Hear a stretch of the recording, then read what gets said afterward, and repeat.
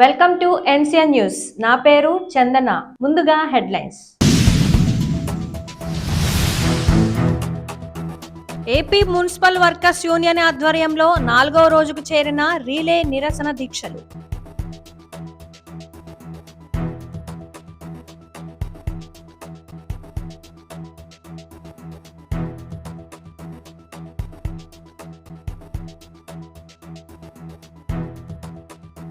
తూర్పుగోదావరి జిల్లా నిడదవోలులో AP municipal workers union AITUC ఆధ్వర్యంలో నిర్వహిస్తున్న నిరసన దీక్షలు 4వ రోజుకు చేరాయి. ఏఐటియుసి జిల్లా నాయకులు రేఖా భాస్కర్ రావు ఆధ్వర్యంలో నిర్వహిస్తున్న ఈ నిరసన కార్యక్రమాలకు విశేష స్పందన లభించింది. ఈ సందర్భంగా ఏఐటియుసి జిల్లా నాయకులు రేఖా భాస్కర్ రావు మాట్లాడుతూ 4 రోజుల పాటు కొనసాగిన రీలే నిరాహార దీక్షలో భాగంగా ఈ రోజు ప్రభుత్వంలో కదలిక వచ్చిందని, ప్రభుత్వంతో చర్చలు విఫలమైతే తమ పోరాటాన్ని మరింత ఉధృతం చేస్తామని అన్నారు. మున్సిపల్ రంగంలో అవుట్సోర్సింగ్ లో పనిచేయుచున్న పారిశుద్ధ్య ఇంజనీరింగ్ విభాగ ఉద్యోగ కార్మికులను, డ్రైవర్లను, అండర్ గ్రౌండ్ డ్రైనేజీ కార్మికులను, పార్క్ వర్కర్లను, స్కూల్ స్వీపర్లను, టాయిలెట్ వర్కర్లను పర్మనెంట్ చేయాలని, అవుట్సోర్సింగ్ ఉద్యోగ కార్మికులను పర్మనెంట్ చేసేంత వరకు కనీస వేతనాలు 26,000 రూపాయలు ఇవ్వాలని, పర్మనెంట్ కార్మికులకు సరెండర్ లీవ్ల ఎంకాస్మెంట్లు కార్మికుల ఖాతాల్లో జమ చేయాలని, సమాన పనికి సమాన వేతనం ఇవ్వాలని, అండర్ గ్రౌండ్ డ్రైనేజీ వర్కర్లు విధిలో మరణిస్తే 30 లక్షల రూపాయలు, ప్రమాద బారిన పడితే 10 లక్షల రూపాయలు చెల్లించాలని, టైమ్ స్కేల్ ఉద్యోగ కార్మికులను పర్మనెంట్ చేయాలని డిమాండ్ చేశారు.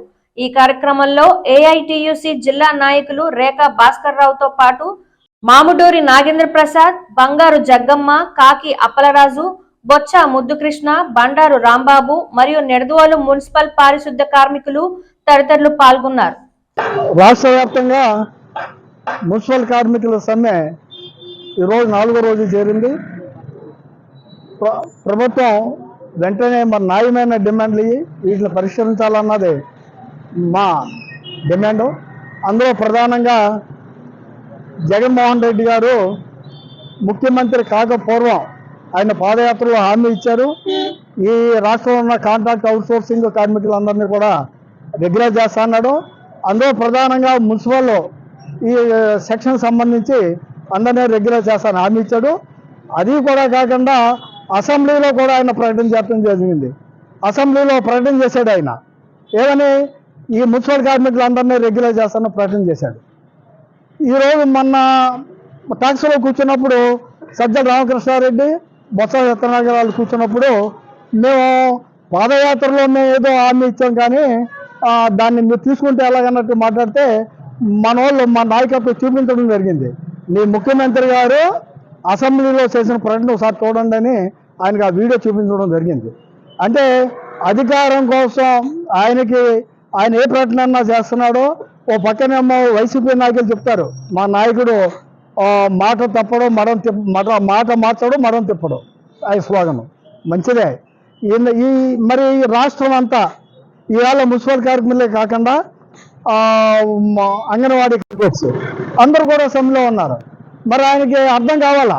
ఆయన ఇచ్చిన హామీలో అంతకుముందు ఎంప్లాయీస్ అందరికీ ఓపీఎస్ ఇస్తా అన్నాడు, మళ్ళీ జీపీఎస్ అని పెట్టాడు. అంటే రకరకాల హామీలు ఇచ్చి అయ్యే సాధ్యం కాని పరిస్థితుల్లో సంక్షేమ పథకాల పేరుతో ఆయన రాష్ట్రం అంతా అప్పులు చేస్తూ ఇవన్నీ నడుపుతూ మరి కార్మికుల దగ్గరికి వచ్చేలోకి ఈ విధమైన విధానం సరైనది కాదు.